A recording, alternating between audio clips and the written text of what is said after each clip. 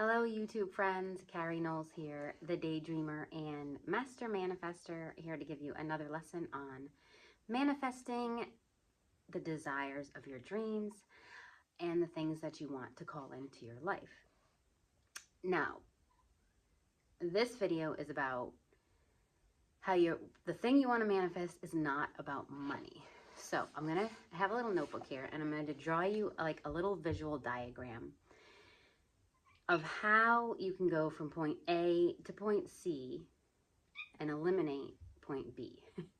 So what we want to do here, and I'm going to get right into this, what we want to do here is eliminate the obstacle. And the obstacle could be anything that you think you need to get from the thing you want, from wanting the thing you want to having the thing you want. And so usually that is money. So we're going to have A is the thing we want. A. C is now we have the thing. It's the same thing, but we wanted this thing, and now we have this thing. We went from A to C. Now, B is what we think we need to get from wanting the thing to having the thing. And so for the purpose of this video, it would be money. So we don't actually want the money. We want this thing. And we want to go from wanting the thing to having the thing. So B is what we think the obstacle is that we need to get from wanting to having. And a lot of times it's money. So we want to eliminate the obstacle, the money, of thinking we need this thing, thinking we need money, and just go from here to here. Okay? So now we're going to take A and we're going to branch it off into two sections. So we want to stop thinking about B, the money, and start thinking about the present, P, and the future, F. So I just want to take a little intermission here and talk about thinking. Human beings can think about what they're thinking about. So you can, in your mind, stop yourself from thinking what you're currently thinking and change your thoughts and change your directions. Now, depending on where you are in your personal development journey, you could be having a lot of negative sporadic thoughts, or you could have been controlling them, but you're still not. You can see Sparky back there. Hi, Sparky. But you're still not, you're kind of like neutral. So if you're still having all those negative thoughts all day, you're driving and you're just criticizing yourself and you're thinking about the things you wish you did or wish you said or all these things. What you want to do is create a diversion. So create like a safe thought. So mine for a long time was like a beach. I have a couple favorite beaches. One is this, I call it a secret lagoon in Crete that I went to. And then another is another secret beach on Martha's Vineyard. So think of your favorite place. So to stop your thoughts, to divert your thoughts from all of the negative and transfer them to the positive, you need something in between. So you need that diversion. So it's funny that I have a red marker, which is like stop. So you want to think of something that's going to stop your thoughts in their tracks. So I had learned, and I don't remember where I learned these. If I remember something that I'm referencing, as I mentioned in previous videos, I will definitely tell you. I can say that I was reading a lot of Gabby Bernstein books at the time, which are great if you're still in this place. That's a great place to start. Go look up Gabby Bernstein, and if you're in a very negative place, and she can help you bring you either neutral or positive. So you're in negative thoughts, you're driving, you're thinking about what this person said, what you have to pay, what you have to do, blah, blah, blah, blah, blah. create your safe space, stop and divert your thoughts, and start thinking about driving isn't the best scenario because you don't want to think about the beach while you're driving, but for some reason, a lot of people start thinking of this stuff when they're driving because we're so used to driving. It's like a subconscious effort now. We don't have to give it much thought. But you do want to be able to do it anywhere. If you're doing laundry, if you're doing dishes, if you're, at home, stop and divert your thoughts. So create a diversion, a safe place. Think about that safe place, and then try to transfer to the positive thoughts. Now, here are going to be the positive thoughts. This is the thing you want. You want to think about the present regarding this thing and the future regarding this thing. So I'm going to give an example of a car to start. So let's say we want a car. Okay? Okay. Here's our little Flintstone mobile. Here's our car. Now, if we were to think in the present and we have no car, what does that mean? I have gone without a car, and you may live in a place where you don't need a car, and now it's time, you're moving, or you have a new job, and now it's time that you want a car. You have no means to get the car. Here's where your thoughts need to go. The present of the car. So you have no car. What in the present represents a car? Transportation. How are you getting where you need to go without this car right now in the present moment? Abraham Hicks refers to this as a rampage of appreciation. You can think of it as an attitude of gratitude. You basically want to be grateful for the means of transportation you have now. If it's your legs, yes. Be grateful for every single thing that helps your legs get you from point A to point B.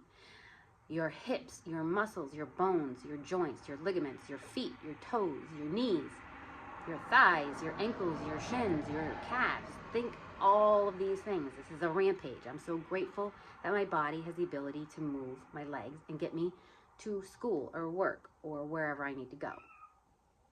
Maybe you have a bicycle, a scooter. Maybe you have none of these things, but someone in your family is helping you or loaning you a vehicle, a mode of transportation. Maybe you're taking a city bus. Maybe your friend is picking you up. Maybe you're taking an Uber. Maybe you're taking a train. Maybe you're taking a ferry. There are so many modes of transportation. However you're getting anywhere that you need to go right now in the present. So A is the car that we want. P is the present. Go on your rampage of appreciation about how you transportate yourself in the present moment.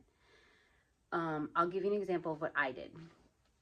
I did live in a city area for a year, and I didn't have a car that whole time. So I was able to take the bus to school to finish my degree. And you guys, this campus, which was paid by financial aid because I was a single mom, was on the ocean.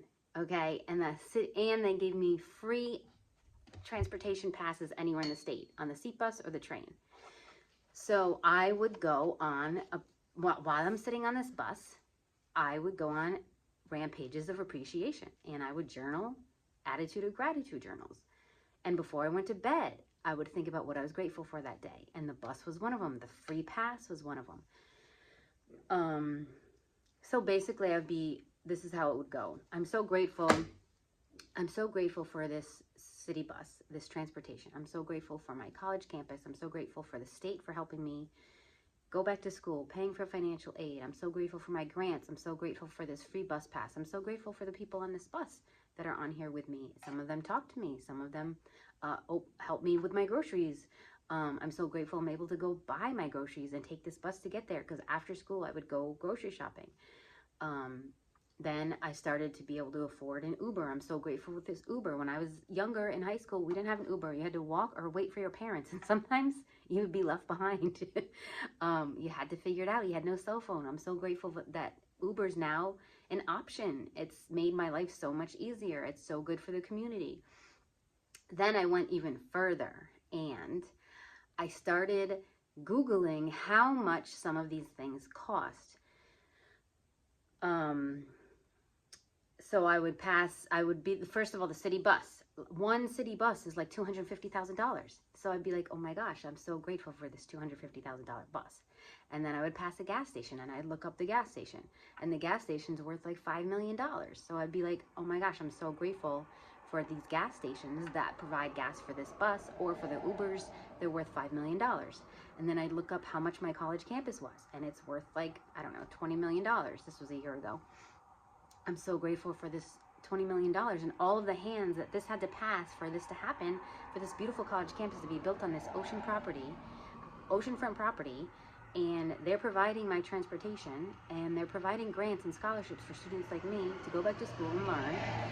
And I'm so grateful for, on the days I didn't have school, I would walk up to this little organic market near my apartment, and I'm so grateful for this market, and I can get my breakfast here. They had like a little cafe where I could sit and eat. I'm so grateful for my feet and my legs that get me there. I'm so grateful for the library that I could stop in on the way and get free books for school. Rampages. And there's different ways of doing this. Of course, you can do it while you're thinking, but you can also write it down, which is very effective because it affects your subconscious mind. You can type it or handwrite it. And I think, yeah, journaling. So typing, writing, journaling, and then just thinking while you're on the bus, or thinking before you go to bed. Or some people do it when they wake up. I like to do my gratitude practice before I go to bed, and I no longer have to write it down. You can also put it in your phone in your notes. Now I can just think about it. Okay, so that's how you think in the present moment about the thing you want. Now, F is the future. So you want to go back and forth between the present and the future. So the present is the... Sorry, guys. I think my phone is getting low. So the present is your rampage of appreciation or attitude of gratitude. The future is going to be your visualizing and your imagining. So you're going to go back and forth between the two. You're going to go from your... let's say it's before bed, because this is a good time to affect your subconscious mind. You're going to start with your attitude of gratitude or rampage of appreciation, and then you're going to go into your visualization and imagining the future. So if it's a car, what I would do is imagine that the car is parked outside in my parking spot in my apartment building, because I was able to, when you get an apartment, it usually comes with a parking pass or parking permit for some parking lot. And so the parking lot was across the street, and I could see the parking lot from my window. So I would imagine that my new car was parked there. You can imagine yourself driving it. If you watch the movie The Secret, they do a whole visualization scene about driving the car, starting the car, clicking the alarm, holding the steering wheel. What does it smell like? And using your 5 senses is always a good thing when visualizing. What does it smell like? Taste. You're not going to taste your car, but let's pretend you picked up your Starbucks and you put your Starbucks in your cup holder, and then you go to drink it. You can almost imagine what that tastes like. What does it sound like? Is it running smoothly? Do you hear other cars? Is anyone telling you, oh, nice car? Or feel, can you feel yourself pumping the gas? Like, imagine yourself going through the whole scene of putting gas in your car. I did all of these things, you guys. I'm not telling you anything I didn't do. I did all of these things. Are those all the senses? Let's see. Of course, sight, you're seeing it. Like I said, I saw it in the parking lot. Hearing, tasting, feeling, smelling. So yeah, all your senses. Get all your senses involved in your imagination. So now we have the present, we're grateful, the future, we're imagining and visualizing. All right? We're not thinking about this. So there's a couple quotes that come to mind. Again, Abraham Hicks, she says, only think about the things you want, and you only get what you want. And this is in one of her books. I can't think of it right now, but I read the book. I'd look it up, but my phone is videotaping me. Only think about what you want, and you will only get what you want. So when we're thinking about what we don't have, we're getting more of what we don't have. And then a book I just read, Reality of Transurfing, he says, and I can't remember his name, again, it's on my phone, but he says, sorry if you guys hear the traffic outside, there's like a skylight behind you. What does he say? My brain just stopped working. He says, think about the money you have, not the money you don't have. So that's like with the car. We're thinking about the transportation we have now, not the transportation we don't have yet. And then we're visualizing the transportation we want as if we did have it. So for money, you don't need to think about it really. If you're gonna think about it, because it's just gonna come. Like I'm gonna leave it out because you don't need to, I want you to just stop thinking about it. But if you are gonna think about money, think about the money you have. Let me give you an extreme example of this. Let's say you have $1. You wanna keep thinking about this dollar. I love this dollar. I'm so grateful that I have $1 in my wallet. I can buy a stamp from the government with this dollar to mail someone a letter. I am so grateful for a friend of mine that helped me out and gave me a ride last week that I could go buy a stamp and write them a card and send it to them. With this dollar, I could go buy myself a banana. I could buy myself a bagel and a banana and make myself a nice breakfast. And literally, this is true. You can still buy things with $1. I had that organic market I was telling you about I walked to from my apartment. I would go and get this organic everything bagel that I loved, and they had a little cafe so you could put butter on it. They provided the butter or the cream cheese and a banana. And I just like toasted bananas, and I like bagels and bananas. So you can literally buy a banana for 26 cents, and then you can buy the bagel for 74 cents, and it's $1. Okay, I'm not making this up. There are still things you can do for $1. All right, you can buy for $1. Maybe it's a 25-cent gumball or something. This is what it means to think about the money you have. Now, let's say you have $100. Now, you can do a lot more with $100. So you can think about, I can renew my Wi-Fi for $100. I can renew my Wi-Fi for $45 and keep working on my YouTube channel. And then I have $55 left. I can put gas in my car. I can go buy groceries for the week. I can get my cat food. Actually, even with $1, you can get the cat food. There's so many things you can do with $1. And then there's obviously 100 more things you could do with $100, and then $1,000. So wherever you are starting, start there. Think about that thing that you already have. You already have access to the bus and your feet. You already have whatever money is in your bank account or your wallet. I don't care what it is. Start thinking about that and how grateful you are with it and what you can do with it. And then all this other stuff, the car and the money, is going to come because you're going to be presented with situations that you can accept or not accept to get you from here to here. So I think that's about it. You might be, just to give you an example, you might be presented with a new job, a new business opportunity, a new client. For me, I'll tell you what I was presented with. I was presented with a financial aid packet because I finished, so I used that public transportation to finish my bachelor's degree. I was offered a financial aid packet to start my master's degree, which I'm currently in, and that money is what I use to buy my car.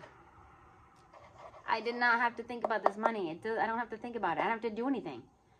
Okay? I was so grateful for the transportation, the college, my apartment. I had a really nice apartment. And what happened was I was in a very, just to give you a little backstory, it was a very difficult situation because I had gotten RSV and COVID simultaneously, and I was sick for 12 weeks. 3 years ago. And so I had to, I had like some hardships and I had to move.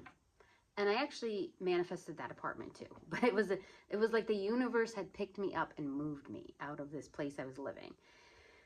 And so I had this really cute apartment, but I had to sacrifice having a car to get the apartment. And so sometimes those are just life decisions that we make. With the means that I had and the resources I had to choose the apartment, but the apartment was in a place where I could walk 2 seconds down the street to anything I needed, including the city bus, the grocery stores, the restaurants. And then I got a job where I walked, a part-time job, where I walked down the street to this job. And everything just like, the more and more grateful I was, the more and more things kept manifesting. And it was just insane and crazy. And I could go on and tell you all of my stories, but I wanted to keep this less than 25 minutes, and we're already at 20 minutes. But these things I'm telling you work, and they're true. So I did not have to ever think about this, okay? I don't need to eliminate the obstacle. If your obstacle is money, stop thinking about money. If your obstacle is a job, stop thinking about the job. Be the job. Start a job yourself. If the obstacle is, I don't know what other obstacles. I'm just thinking because this video is about money. So the obstacles could be, you know, my obstacle was school. So financial aid came, different programs came. People, all kinds of people will help you along the way if you're in a situation. You might need, you know, a social worker might come along, or a guidance counselor, or someone at the school. I had a learning disability, and a professor kind of guided me on what to do with that. I'm dyslexic. Different things will come along. So if my obstacle was one of my obstacles was finishing my degree because I couldn't pass a math course. And I got various help along the way in making that happen. And then I finished the bachelor's degree, went on to the master's, and my financial aid helped me pay for the car. Yes, I am going to have to pay it back in the future, some of it for student loans, but a lot of it was grants. You can get grants, but it doesn't matter what your financial situation is. We're eliminating the obstacle. That wasn't an obstacle for me. Right now, I'm learning how to surf. Surfing can be an expensive sport. I don't have a surfboard. I don't have a surfboard.